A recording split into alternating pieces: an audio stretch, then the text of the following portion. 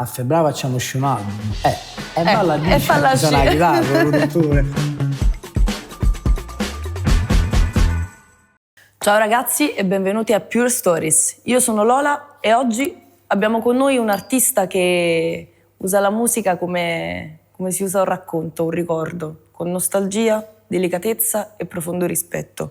È un artista che mischia il napoletano a un mondo tutto suo. Facciamo entrare Antonio Scafuri. Ciao Antonio, benvenuto. Ciao. Grazie mille. Allora, domanda di rituale iniziale, sì. Come è andato il live? Molto molto bene, perché è un live intimo, poi al mio fianco avevo un grande supporto, il solito supporto, quindi non bene, benissimo. Ci ha fatto piacere, a me mi ha emozionato tantissimo, ha una vocalità, una tonalità che mi è entrata proprio in docore, diremo, mi ha molto colpito. Grazie mille, sono contento, perché poi quando ti esibisci non sai mai come arriva. Sai quello che stai facendo, qualche volta neanche quello, però non sai come arriva poi il messaggio, quindi sentire queste parole mi riempie di gioia. È stato un live sensibile, diremo così. Grazie. Allora, noi vogliamo entrare un po' in intimità con te sotto il punto di vista della tua storia. E la prima domanda che ti faccio è: tu oggettivamente nasci nella musica con tua sorella Elia che canta e i vinili di tua mamma Anna. Quando hai capito che appartenevi al mondo della musica? Allora, forse appartenere al mondo della musica, ancora oggi non ho capito di appartenere al mondo della musica. Che la musica sia un pezzo importantissimo della mia vita, quello sicuramente sin da subito, come hai detto, sin dai primi ascolti. Il primo ricordo musicale che ho è proprio la voce di mia sorella, quindi qualcosa di veramente forte, di indelebile, qualcosa al quale sono legato ancora oggi tantissimo. E, quello che posso dirti è sicuramente la musica mi ha aiutato. Una delle canzoni che preferisco e delle citazioni è quella di Tricarico. Penso che veramente la musica mi abbia salvato in alcuni casi, quindi un legame veramente molto forte, indissolubile. Viscerale, diremo. Viscerale perché, ti ripeto, penso che riesca a smuovere qualcosa dentro e quindi un legame molto forte. Non mi sento di appartenere alla musica perché a me piace giocare con la musica, girarci intorno, però non mi definisco un musicista, non mi definisco ancora niente di serio, diremo, una relazione un po', sì, bravo, turbolenta. Un po' turbolenta. Ancora da inquadrare. E comunque tu racconti che hai dei miti, dei punti di riferimento che sono Avitabile, Bob Marley, quello sicuramente sì, Maradona. Sono i miei ascolti di sempre dovuto anche a ciò che ascoltava appunto mia madre e anche mia sorella, e sono dei punti fermi che poi ritrovo tra virgolette nella mia musica anche senza volerlo, perché appunto è quello il background, è quella la musica con la quale sono cresciuto e quindi inevitabilmente li ritrovo anche nei miei pezzi. Poi mi piace proprio ascoltare Avitabile, Pino Daniele, Gragnanello, quindi il Napolitan Sound di un certo tipo, e poi vabbè sì, ci sono altri miti inevitabilmente legati anche a Napoli, hai citato Maradona. E fino a 2 minuti fa parlavamo di calcio e di un intossico dato... Andiamo oltre. Parliamo solo di Maradona, senza Napoli. No, più che altro volevo sapere quale fosse il filo conduttore che ti ha fatto appassionare a tutte queste figure, se ci fosse un collegamento tra loro. Il collegamento secondo me è il modo di trattare i sentimenti, questo lo dico sempre. È una cosa che ho ritrovato spesso, infatti poi si intreccia con la mia musica anche nei film di Massimo Troisi, che è un'altra figura a me molto cara, e penso che ci siano delle cose in comune fra Massimo Troisi, Pino Daniele, Maradona, lo stesso Gragnanello, Enzo Avitabile. È un modo di toccare la musica, di toccare l'animo, di toccare i sentimenti che secondo me li accomuna tutti, e quindi mi sono ritrovato in mezzo. Mi è piaciuto come loro, diciamo, parlavano e raccontavano di determinate cose, e forse inevitabilmente mi sono lasciato trasportare e trascinare da loro. E infatti tu poi dichiari anche che l'As Mastà ha un quadro alla Massimo Troisi. Che immaginario hai avuto per questo brano? Tu dici se resta ancora, che si parli ma innamora, come la prima volta l'As Mastà. Stanotte non voglio ragionare e getta amaro cuore.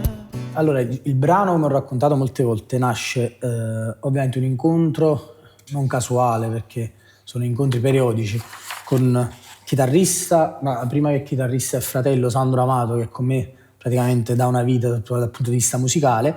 Era durante il periodo del Covid, lui mi fa ascoltare questo riff di chitarra e da subito io praticamente innamorato di questa cosa. Poi ho un grande debole anche per la sua voce, quindi lui mi ha fatto ascoltare riff e una melodia veramente in pochissimo tempo. Abbiamo detto ok, va fatta, facciamo nascere questo pezzo. È cresciuto con il tempo, ci abbiamo messo un bel po' per farlo uscire. Da subito io ho visto come immagine qualcosa di Pino, qualcosa di Troisi, infatti abbiamo scelto come immagine di copertina il film di l'attrice De Sio insieme a Troisi, e abbiamo girato il video se non mi sbaglio a San Giorgio a Cremano, proprio in una villa dedicata a Massimo Troisi, quindi tutto combaciava.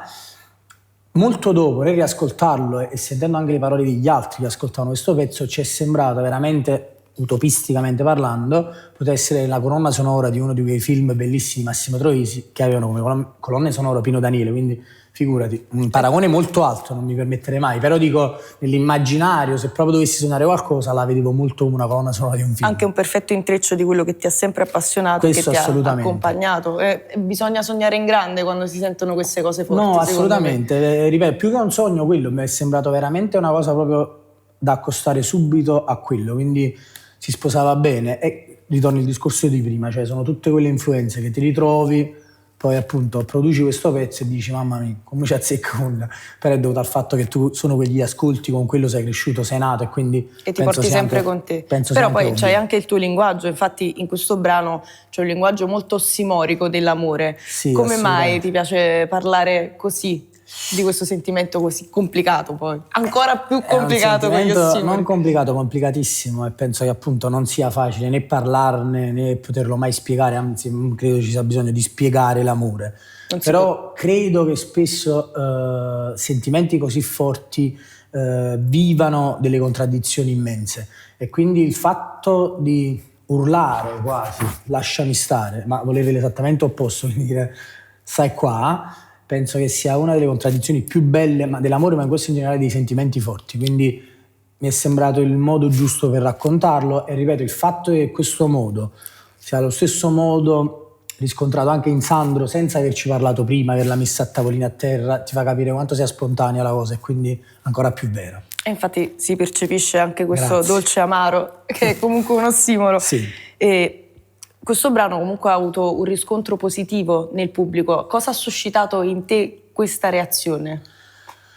Allora, come sempre, questo lo dico per quanto riguarda tutti i brani. I brani nascono, almeno per quanto mi riguarda, da un pensiero, da una parola, da qualcosa di ascoltato, di vissuto, e inevitabilmente riponi nei tuoi brani, così come in un riff di chitarra o in una parola scritta, un pezzo della tua anima inevitabilmente. Doni comunque. Che prendi e doni a qualcuno. Il fatto che questo qualcuno possa fare quello che voglia con questo brano è una cosa sia bellissima ma anche spaventosa, perché inizialmente dici dove si arriva, cosa può accadere, e il fatto che l'abbiano accolta in questo modo, che sia piaciuto e che soprattutto l'abbiano trattata come io immaginavo e sognavo, è proprio l'emblema della felicità, quindi sì, bacio dello precisamente. Chef. Però ripeto, dovesse andare diversamente penso sia una cosa più che accettabile, anzi proprio forse è bello anche quello, nel senso, lo dico sempre, scrivi per te, arrivi ad altri, ognuno è libero di trarre quello che vuole dalla certo. Se poi ovviamente le cose combaciano, apoteosi. Questo è il bello dell'arte, che si dona senza chiedere nulla in cambio. Quello che succede è chissà, è l'imprevedibilità. E adesso passiamo invece a Bella, che è un brano molto più energico, più grintoso, comunque tratta del concetto di bellezza, ma tu non lo identifichi in quell'estetica. Bella si bella tu, ma già fidata, stringe mano cuore. Bella si bella tu, se gonfio piette se ferma le parole. Di che bellezza parli? La bellezza dei gesti, la bellezza quotidiana. Il discorso sulla bellezza è molto complesso, quasi quanto quello sull'amore. A me non piacciono i canoni, non mi piace racchiudere qualcosa, definire qualcosa. Quindi in questo caso veramente la bellezza, quella di tutti i giorni. Dico, la bellezza di un bambino che chiude gli occhi prima di ricevere un regalo, la bellezza di una cattedrale di birre su dei gradoni con gli amici, la bellezza di star seduti a guardare il mare, la bellezza di chiudere gli occhi e dire tieni la mano, vai dove vuoi. Quindi veramente la bellezza di ogni singolo gesto di ogni giorno. Quindi È una bellezza importante, è quella bellezza che fa la differenza. Forse la più importante. È la più silenziosa ma anche la più significativa. Okay. Apprezzo tanto la bellezza nelle piccole cose, è una cosa che mi piace assai. Meno male. E altra domanda che ti volevo fare, che però, capito, è molto improvvisata. Parli tantissimo del mare, ma cosa rappresenta per te? Indubbiamente i ricordi, il mare è veicolo di ricordi, quasi tutti i miei brani parlano di mancanza, di ricordi. Forse perché da piccolo, che poi è il sogno più bello, se non ricordo male, la prima volta che ho visto questa scena era addirittura un cartone animato, Bianca e Bernie, quello di lasciare un messaggio in una bottiglia e poi lanciarlo. Poi se tipo posto in un film, non vorrei dire cazzate di un attore che era... No, Sean Connery, no, per niente. Io con i nomi sto appiccicata. Un attore abbastanza famoso, no Sean Connery, quindi non ricimo, facciamo finire. Però lasciare un messaggio al mare e sperare che arrivi mi è sempre parsa una cosa non poetica, una speranza, io ci credo veramente, quindi mi è capitato più volte di guardare il mare, non mettere qualcosa in una bottiglia, però lasciare andare un pensiero e dire sono certo che arriverà, non subito, ci mette un po' di tempo, incontrerà ostacoli, però arriverà dove deve arrivare. Quindi il mare... Personalmente il ricordo principale è quello, il fatto di poter lasciare andare qualcosa, sapendo che arriverà.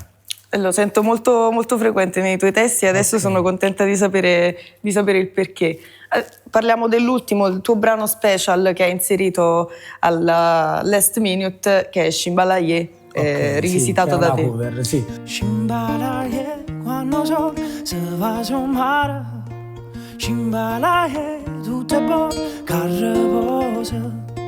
Shimbalaye, quando sole se va su mare, Shimbalaye. La prima domanda che ti voglio fare è, tu dichiari che comunque se un brano non lo senti tuo, non ti impegni, diciamo, a reinventarlo, ma cos'è che te lo fa sentire tuo, cucito addosso? Allora, sicuramente è quello che suscita il brano, sia quando lo ascolto che quando lo canto. È un discorso molto complesso perché, come hai detto tu, per esempio, Pino Daniele è uno dei miei ascolti più frequenti e non ti nascondo, io faccio molta difficoltà a cantare le canzoni di Pino Daniele, cosa che però per esempio non avviene se a farlo ad esempio appunto Sandro, che me le canta e io mi innamoro. Invece ho difficoltà a cantarle perché credo di non rendere giustizia a quel brano, di non essere, tra virgolette, in grado di fare quel brano. Un brano, per sentirlo mio, la prima cosa mi devono colpire le parole. Quando canto quelle parole sembra che le abbia scritte io. Questo non vuol dire che quindi quelle che non canto per me non sono parole valide, perché come ti dicevo, Pino Daniele penso di conoscere tutti i brani a memoria e di amare tutti i testi. Però è qualcosa di più viscerale, di più profondo, qualcosa che ti senti talmente a tuo agio che dici ok, sei a casa tua, la possiamo fare. Perciò dico, più che una scelta è una non scelta. Quella di non cantare gli altri è molto una forma di rispetto per la musica che ho sempre avuto e piuttosto che storpiare qualcosa io preferisco reinventarlo. E quindi se proprio lo devo fare lo reinvento, altrimenti meglio non farlo proprio. Altrimenti l'ascolti nel... Sì, lasciamo stare a chi lo sa fare, a chi l'ha fatto, ma meglio non fare guai. Grazie per la risposta bella chiara. Non facciamo guai, direi. Questo è il succo, diciamo. Adesso arriviamo un po' a quella che invece è la tua carriera artistica. Tu hai comunque preso una scelta importante, che è quella di essere un artista indipendente e di non andare a braccetto con una qualsiasi etichetta. Che difficoltà ti ha comportato questo? Allora, detta così sembra molto... No, io ho detto di no... Quasi nessuno mi hanno venuto a bussare, senti, ma vorresti? No, dico, non è che è stata obbligata. Allora, sicuramente è stata voluta come scelta, perché c'è qualche etichetta, si poteva percorrere un'altra strada. A me da sempre, lo dico, può sembrare banale, ripetitivo, per me la musica nasce come un gioco, è nata in famiglia con i miei amici più stretti ed è continuato così. Ovviamente si è allargata la cerchia, il sogno è quello di arrivare a quante più persone è possibile. Però credo che alcune cose così importanti vadano toccate con le persone importanti della tua vita. Io ho trovato delle persone al mio fianco che mi danno tutto, soprattutto dal punto di vista musicale, e non credo di poterle ritrovare in qualcuno che magari non conosce affatto la mia musica, non sa perché scrivo, non sa perché lo faccio. Per me fare musica, anche un singolo brano, è stancante. È un processo. Io con Francesco, che è il mio produttore, sono 5-6 anni, Sandro, chitarrista e voce, sono 8-9 anni, ci sono persone che ormai mi conoscono da un bel po' e io conosco loro e quindi so per certo che quello che esce è vero, è reale.